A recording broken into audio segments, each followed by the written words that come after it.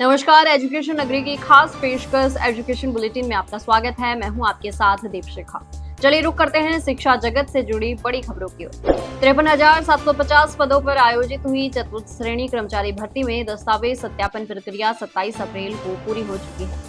दस्तावेज सत्यापन प्रक्रिया 11 मार्च से शुरू हुई थी। 9 मंडल पर विभिन्न चरणों में हुए दस्तावेज सत्यापन में अनुपस्थित रहे अभ्यर्थियों को अब दूसरा मौका दिया जा रहा है, लेकिन चतुर्थ श्रेणी कर्मचारी भर्ती की डीवी में बड़ी संख्या में अभ्यर्थी अनुपस्थित रह रहे हैं।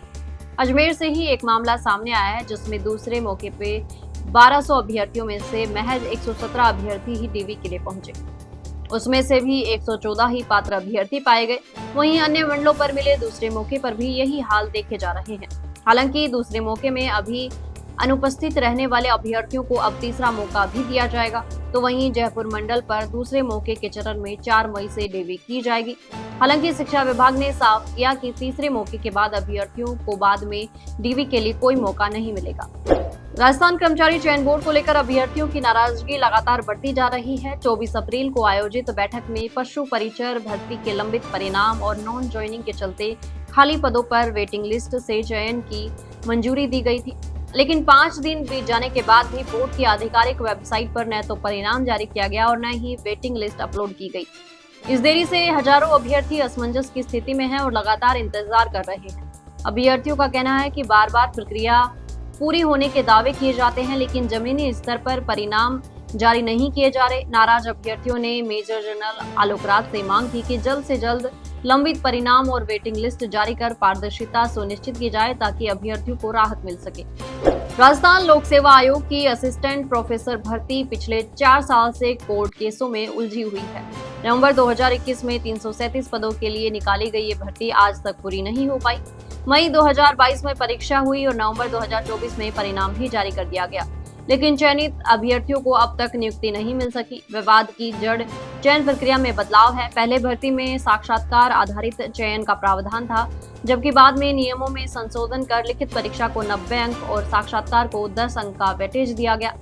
इसी बदलाव को लेकर मामला कोर्ट पहुंच गया। इस देरी का सीधा असर सरकारी मेडिकल कॉलेजों पर पड़ रहा है, जहां पहले से ही फैकल्टी की भारी कमी है। हजारों पद खाली होने से विद्यार्थियों की पढ़ाई प्रभावित हो रही है। वहीं अभ्यर्थियों के ओवरेज होने का खतरा भी बढ़ता जा रहा है। प्रदेश के अभ्यर्थियों के लिए बड़ी राहत की खबर सामने आई है। 3 साल के इंतजार के बाद राज्य पात्रता परीक्षा यानी सेट का आयोजन एक बार फिर से होने जा रहा है। इससे पहले सेट परीक्षा का आयोजन पहली बार 2013 में राजस्थान लोक सेवा आयोग द्वारा और दूसरी बार 2023 में गोविंद गुरु जनजातीय विश्वविद्यालय द्वारा करवाया गया था। इस बार सेट परीक्षा के आयोजन की जिम्मेदारी कोटा विश्वविद्यालय को सौंपी गई। जानकारी के अनुसार विस्तृत नोटिफिकेशन जल्द जारी किया जाएगा और इसी साल के अंत तक परीक्षा आयोजित होने की पूरी संभावना जताई जा रही है। इस फैसले से प्रदेश के हजारों अभ्यर्थियों को राहत मिलेगी, जो लंबे समय से सेट परीक्षा का इंतजार कर रहे थे और अब अपनी तैयारी को अंतिम रूप देने में जुट सकेंगे।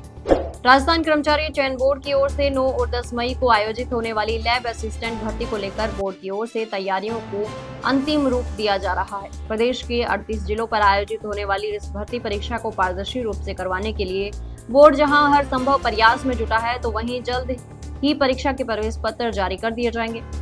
850 पदों पर आयोजित होने वाली इस भर्ती परीक्षा में करीब 9 लाख से ज्यादा अभ्यर्थियों ने आवेदन किया है। 9 मई को एक पारी में 11 से 2 बजे तक प्रयोगशाला सहायक भूगोल का पेपर आयोजित होगा, तो वहीं 10 मई को प्रयोगशाला सहायक एवं कनिष्ठ प्रयोगशाला सहायक विज्ञान प्रथम पेपर सुबह 10 बजे और से 12 बजे तक और द्वितीय पेपर 3 से 5 बजे तक आयोजित होगा।